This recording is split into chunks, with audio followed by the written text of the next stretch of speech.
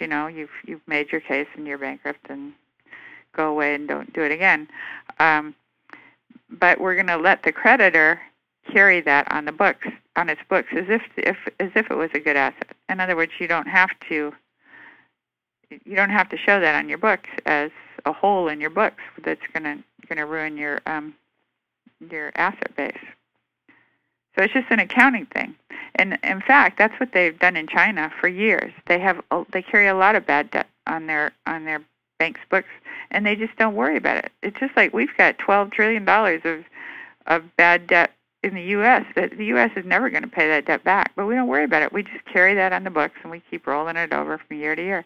Well, in China, they don't have that, but because originally the way the Chinese system was set up, the banks were it was all just accounting. It was all state-owned, so they just figured out actually, I learned this because somebody from China wrote to me and told me all these details. It was very interesting. That's amazing.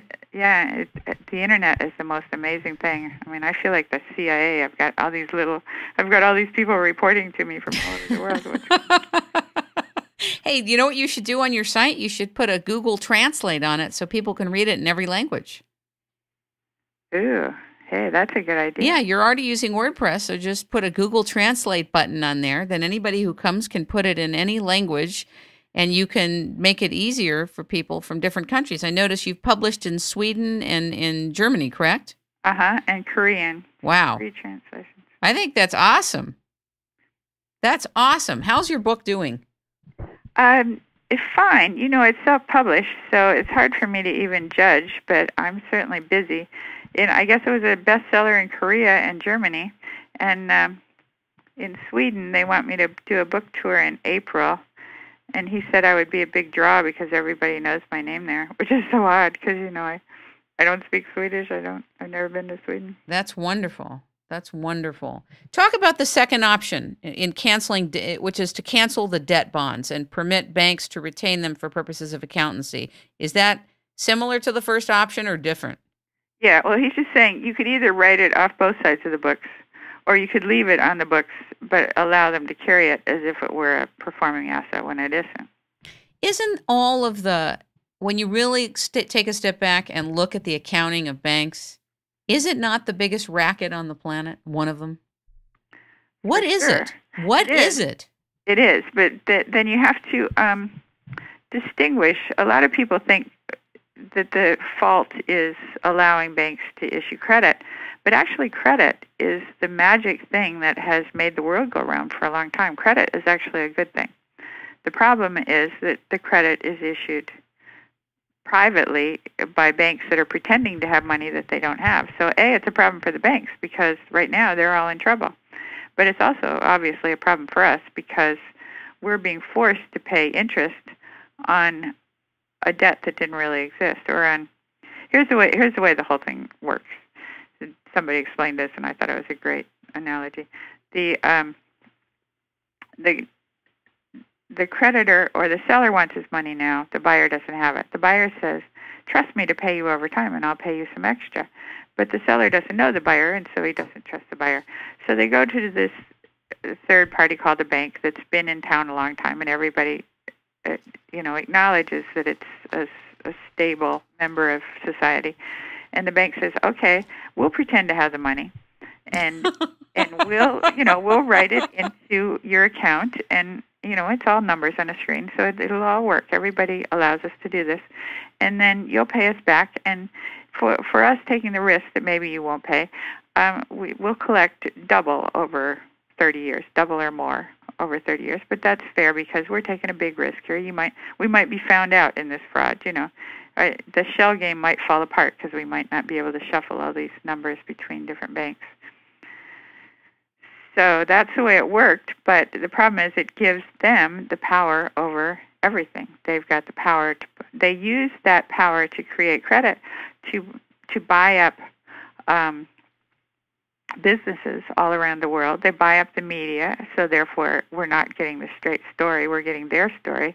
They buy up all the legislators. I mean, they're capable of doing that because you can't really keep your position if you don't go along with what they say. The in the first show that we did, there was a section of the show where we were talking about M3, the money supply.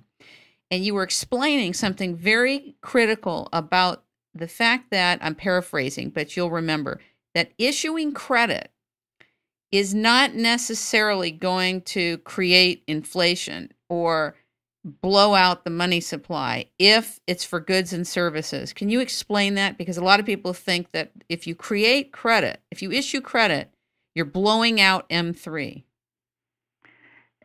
It doesn't hurt. It's fine to issue credit as long as you're using it to create something. So what causes inflation is, the technical term is when demand exceeds supply. And demand means the amount of money competing for the goods. So you can see it, for example, if there's one house that everybody wants, and so there's only that one house, and all the rich people want that house. So they keep overbidding on the house, and they drive the price up. That's your typical inflation. But if the money is being created to create something, in other words, if you make widgets with it, let's say you have a fixed number of widgets. Let's say you have 10 widgets and $10. Your price is going to be $1 per widget. But if you now have $100 competing for those 10 widgets, you'll drive the price up to $10 a widget.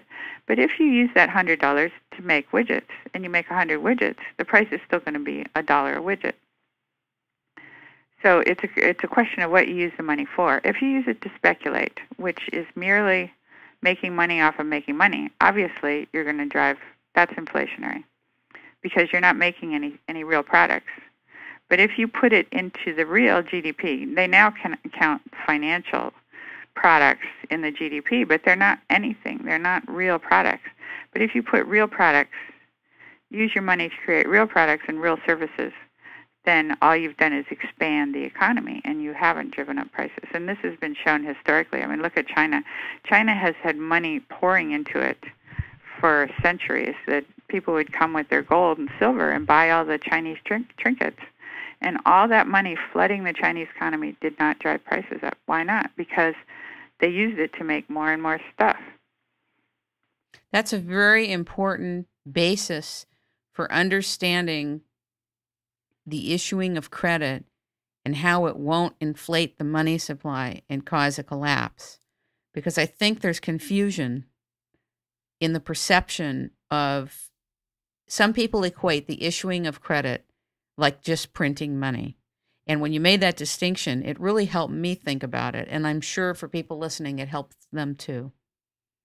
The other factor in inflation is that everybody knows that the Federal Reserve is creating M0, which is lots of dollar bills and lots of dollar credit on their books, which they're then extending to banks.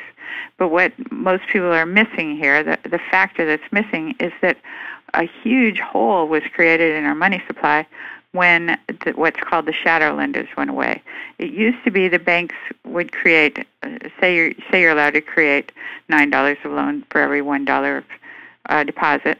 So they would create they would be fully loaned up, and they would have $10 of liabilities out there, and then they would they would bundle those loans up and sell them off to investors, and then they would have more room on their books, and they can make yet more loans and yet more loans and yet more loans. And that's how they generated that whole housing bubble. But then in the summer of 2007, there were two Bear Stearns hedge funds that went bankrupt, and they had to show their books, or they had to put their collateralized debt obligations up for sale. These are these bundles of mortgages that had subprime mortgages in them, but they were supposedly protected by derivatives, which is a whole other subject, but they're just basically bets. It was supposedly insured, but it's not insurance, because nobody checks to make sure that the party on the other side of the bet has the money to pay up. So instead of paying up, they were going bankrupt. How is this? It's amazing that this even goes on. It's such a high level of fraud. It's just unfathomable. It's staggering. The fraud is just so deep. It's like a deep level matrix. And it's because it's all numbers. It's so easily hidden. You don't have goods stashed away in your warehouse somewhere. So